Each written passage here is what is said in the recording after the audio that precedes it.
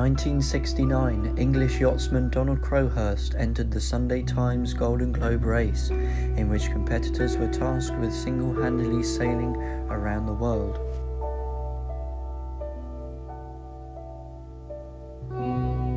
However, during the race, Crowhurst realized he would not be able to finish, and under immense financial and social pressure, trapped himself in a web of deceit, leading ultimately to his death.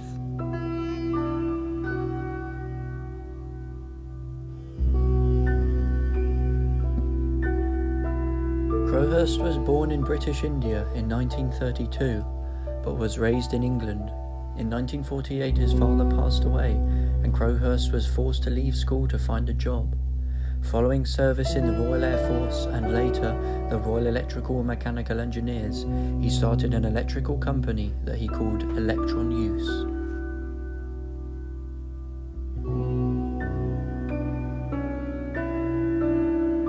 By this stage, Crowhurst was a proficient sailor.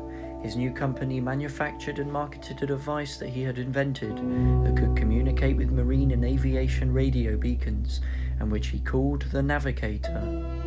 However, while the device was moderately successful, the business was not. Crowhurst required emergency funds, and having already remortgaged his home and business, believed that competing in and winning the newly announced Sunday Times Golden Globe race could be the solution. The race would offer a trophy to the first single-handed circumnavigation and £5,000 cash prize to the fastest. It also would mean much needed publicity for Crowhurst's failing business.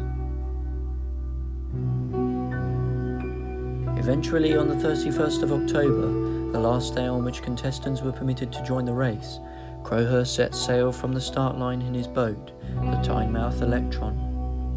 He experienced problems with his boat early on, but was not alone in his struggles. Even before they had escaped the Atlantic Ocean's grasp, 4 of the 9 competitors abandoned the enormous undertaking. Of those remaining, Che Blythe, who had no previous boating experience, sailed as far as the Cape of Good Hope on the tip of South Africa before ending his quest. Blythe later in 1971 became the first person to sail single-handedly, non-stop around the world in a westwards direction. Meanwhile, as the race progressed, Crowhurst surmised that with his compromised boat, he had a 50-50 chance of surviving the voyage. He now faced a dilemma: end the race and return to financial turmoil, or continue the race and face the possibility of death. During November and December 1968, Crowhurst became increasingly desperate. He formulated a plan to wait in the South Atlantic Ocean, and then after a reasonable interval, sail back to Britain as if he had circumnavigated the globe while his competitors battled the seas. To support his imitation, he began producing a false navigation log, while his radio transmissions became less and less frequent, while being more and more vague. He meandered towards South America, where secretly, since it was forbidden by the race organisers, he was forced to make repairs to his boat. Meanwhile, back in England, his fans, ignorant of his deception, cheered Crowhurst on, fueling the sailors' growing sense of guilt.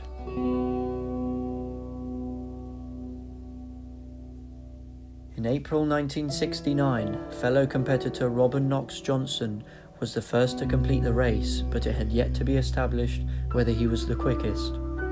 This left Crowhurst and another competitor, Nigel Tetley, aboard his flawed plywood trimaran, supposedly neck and neck.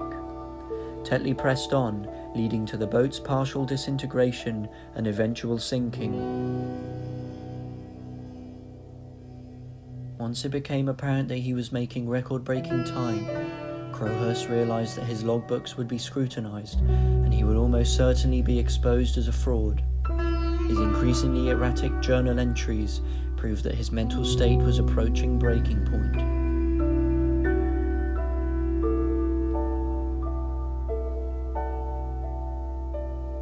Eventually, on the 29th of June 1969, he ceased transmission.